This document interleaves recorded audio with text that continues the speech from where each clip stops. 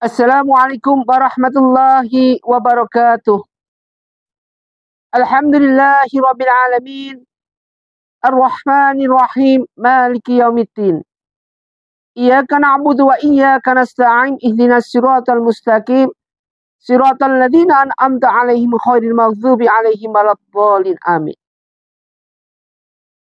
Alhamdulillahi rabbil alamin wassalatu wassalamu ala asrafil mursalin wa ala alihi washabbihi ajma'in. A'udzubillahi minasyaitonir rajim. Bismillahirrahmanirrahim. Wa in minkum illa wariduha kana 'ala rabbika hatman maqdiya. Tsumma nunajjil ladzi taqaw wa nadharu adh-dhalimina fiha jithiya. Sadaqallahu 'adzim.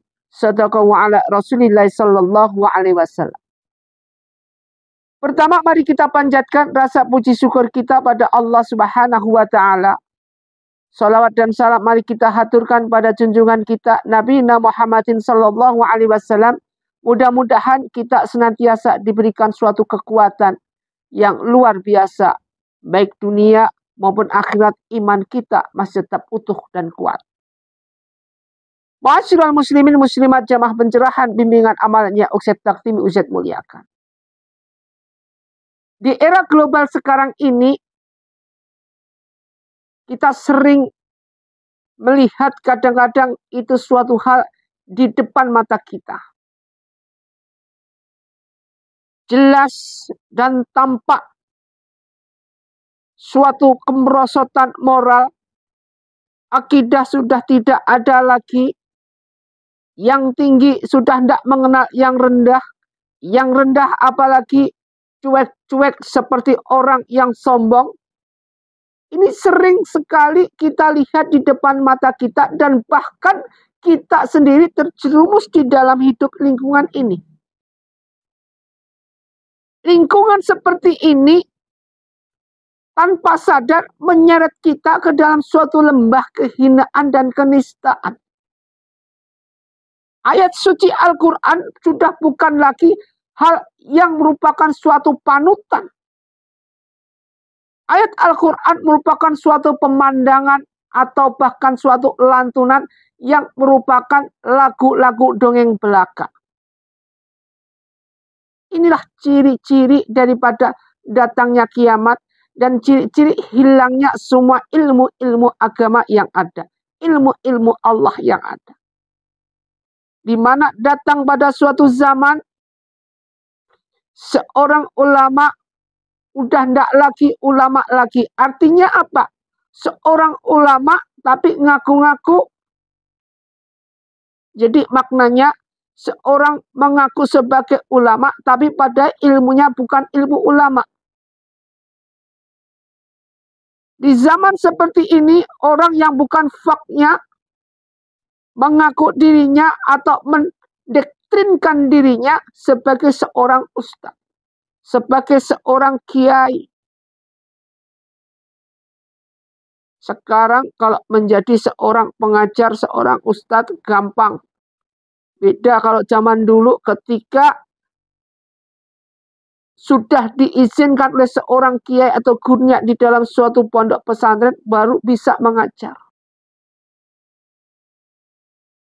Sangat susah buat kita di dalam menyampaikan segala risalah ataupun segala apapun yang ada ataupun satu ayat yang ada kepada mereka-mereka yang belum bisa untuk menerima. Sedangkan sekarang ini kebanyakan mereka-mereka yang berilmu dalam agama enggan untuk menyampaikannya. Mereka-mereka yang berilmu justru tenggelam dalam suatu kesunyian yang senyap. Sehingga dengan modus yang ada, orang yang nggak berilmu muncul dia untuk menyampaikan itu. Meskipun satu ayat. Ma'asyiral muslimin muslimat rahimatullah dimuliakan Allah. Kita harus benar-benar bisa memfilter, kita harus benar-benar bisa menerjemahkan dengan suatu lingkungan seperti ini. Jangan sampai kita terombang-ambing ke kanan dan ke kiri tanpa adanya bilah-bilah maupun pilah-pilah. A'udzubillahi minasyaitonirrajim. Bismillahirrahmanirrahim. Wa in minkum, dan tidak ada seorang dari kamu, illa kecuali wariduha, pasti akan mendatangi. Illa wariduha, pasti akan mendatangi, yang didatangi adalah neraka. Jadi wa in minkum illa wariduha, tidak seorang di antara kita termasuk kita, seorang pun illa kecuali pasti akan mendatangi apa yang namakan neraka. Masya Allah. Ayat ini sudah menegur kita atau bahkan menampar kita secara keras. Menampar kita secara keras, mengingatkan secara tegas. Seperti tadi itu. Tanpa sadar di depan kita banyak akidah merosot. Akhlakul karimah sudah tidak diletakkan lagi sebagai posisi yang maqamah mahmudah. Udah bukan tempatnya lagi mereka-mereka yang berakhlak baik itu di atas.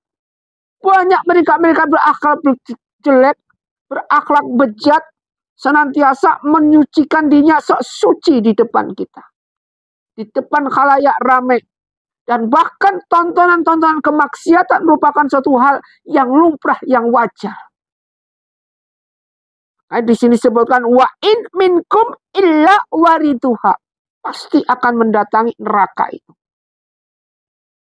Karena ala rabbika, hal itu bagi Tuhanmu hatman, ada suatu ketentuan. Maqdiyah, yang sudah ditetapkan. Allah sudah menetapkan dengan cara maqdiyah. Sudah ditetapkan oleh Allah Subhanahu wa ta'ala. Sudah tidak bisa ditolak lagi bahwa suatu saat nanti manusia pasti akan melewati neraka. Pasti akan mendatangi neraka. Nah, jatuh apa kagaknya ini yang jadi tanda tanya. Lanjut lagi ayat berikutnya. Summa nunaji, kemudian kami menyelamatkan. Jadi Allah, summa nunaji, kemudian kami menyelamatkan. Alladzina, hai orang-orang attaqu, yang bertakwa. Wan nadharu, dan membiarkan zalimina, orang-orang yang zalim, fiha, di dalam neraka jithiya, dalam keadaan berlutut. Jadi kalau kecuali orang-orang yang bertakwa ini akan mendapatkan pertolongan dari Allah Subhanahu wa ta'ala. Termasuk siapa? Kalau kita menjadi hamba Allah yang bertakwa, kita masuk di sini.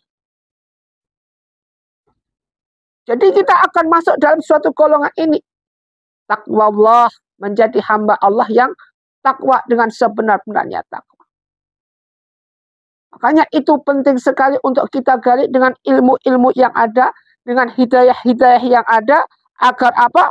Agar kita benar-benar tidak terzalimi segala sesuatu dengan keadaan-keadaan yang ada.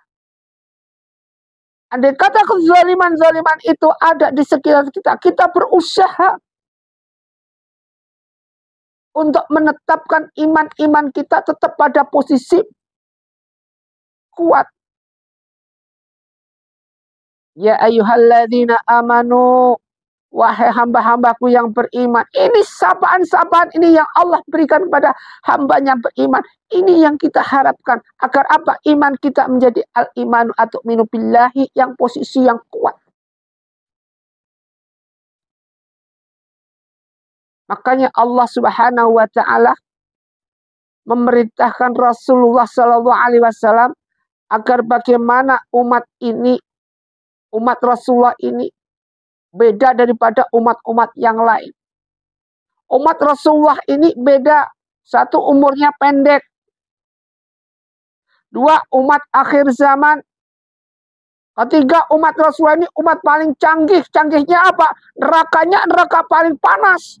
Neraka Jahannam. Beda banget dengan umat-umat sebelumnya.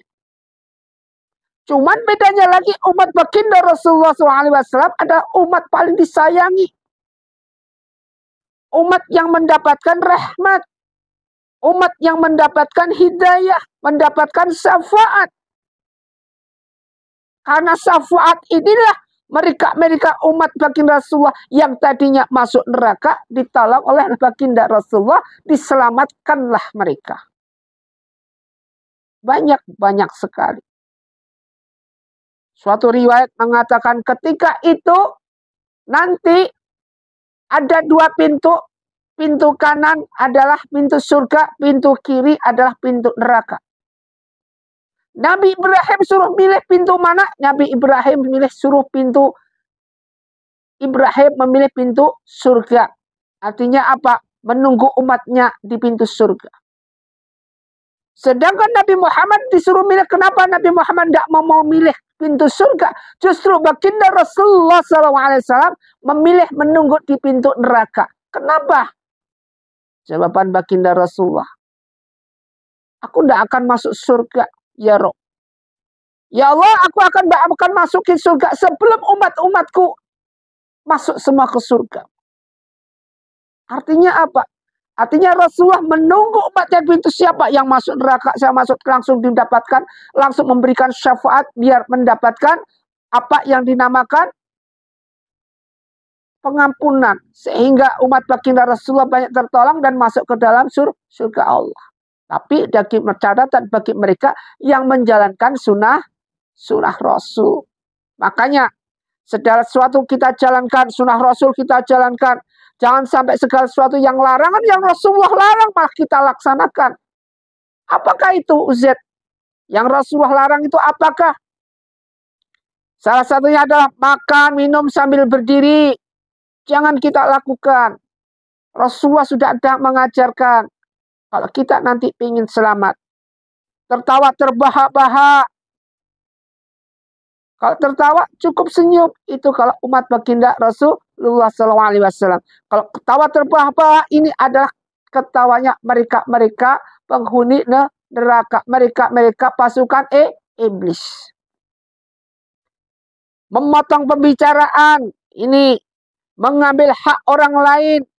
Ini yang Rasulullah larang. Larangan Rasulullah SAW buat umatnya. Memakan harta anak yatim. Sudah dijelaskan. Ara'aital ladzi yukadzibu biddin.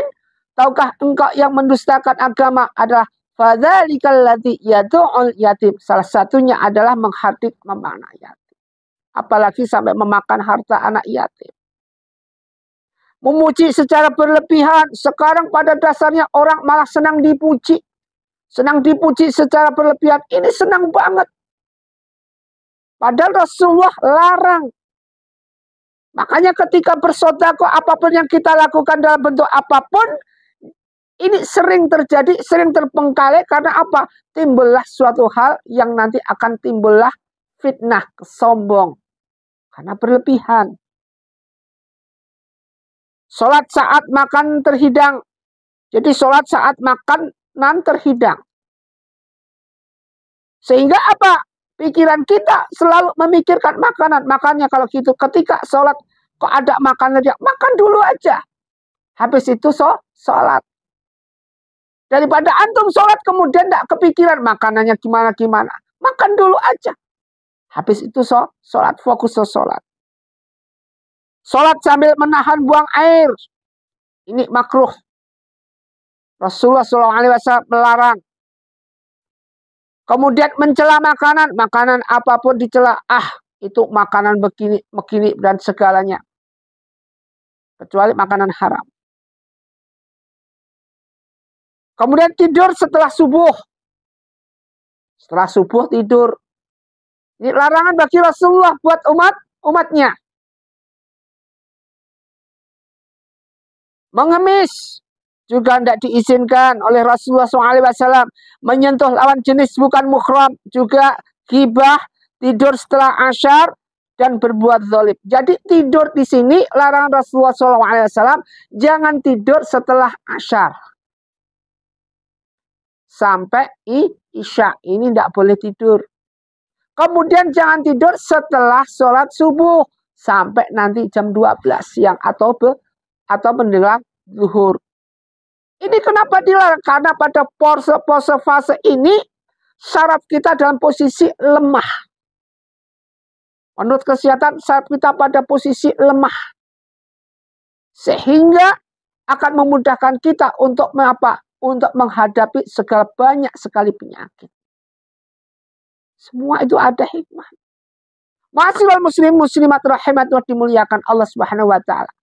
Kalau hal ini sudah jelas, marilah kita sama-sama kita jalankan semuanya, kita tunaikan semua sesuai ajaran Rasulullah SAW buat umatnya, termasuk kita. Kalau kita masih diakui sebagai umat baginda Rasulullah SAW, perbanyak sholawat, perbanyak dalam segala hal yang merupakan suatu kriteria dan fase yang membuat kristal menjadi iman yang kuat.